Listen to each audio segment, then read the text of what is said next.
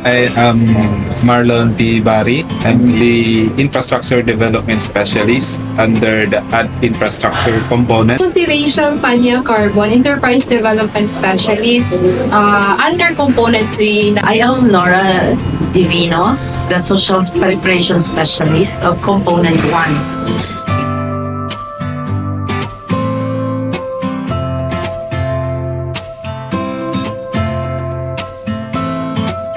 So, kasali sa training natin yung Civil 3D kasi si LGU natin is walang capability to prepare such a huge project. So, yung as assistant sa kanila, is train natin sila ano yung mga technology na pwedeng gamitin para mas mapabilis pa yung pag-prepare natin ng technical documents. Like, yung sinabi ko, Civil 3D, tsaka yung drone mapping. Isa sa mga initiatives na ginagawa natin is kinakandak natin yung activities natin on the ground. Ibig sabihin, yung tayo mismo yung pumupunta sa community, sa kanila, para maisagawa yung mga dapat nating gawin para sa development ng proyekto. Actually, number one talaga na gusto kong i-highlight ay yung strong partnership natin with NCIP. Kasi 'di ba, mandato nila yon to be with indigenous peoples. And then, because of that, we successfully conducted our FPIC to our pilot ADs. Then, nakuha din po natin agad-agad yung ating certification precondition. So, we started already dun na sa ating pre-entry activities.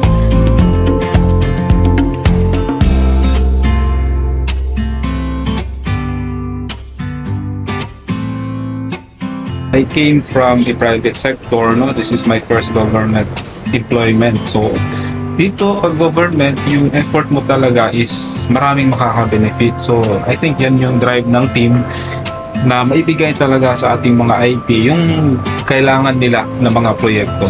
So, yun lang naman yung target talaga natin, makadeliver ng project sa ating mga IP, yung mga kailangan talaga nila na project. So, as a team, it's a achievement ng team, hindi lang sa component kundi sa lahat din ng components.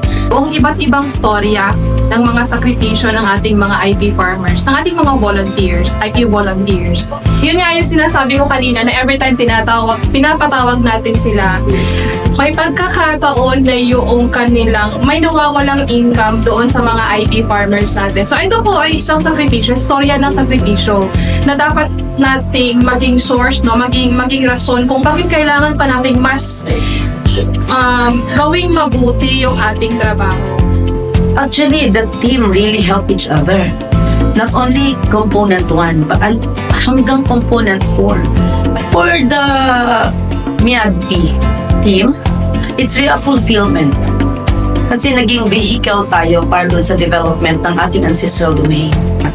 Kaya sabi natin, sa team, hindi tayo titigil hanggat may mga taong umaasa at yung kailangan natin pahalagahan ang kanilang mga minimithi upang kahit paano makatulong tayo sa kanila.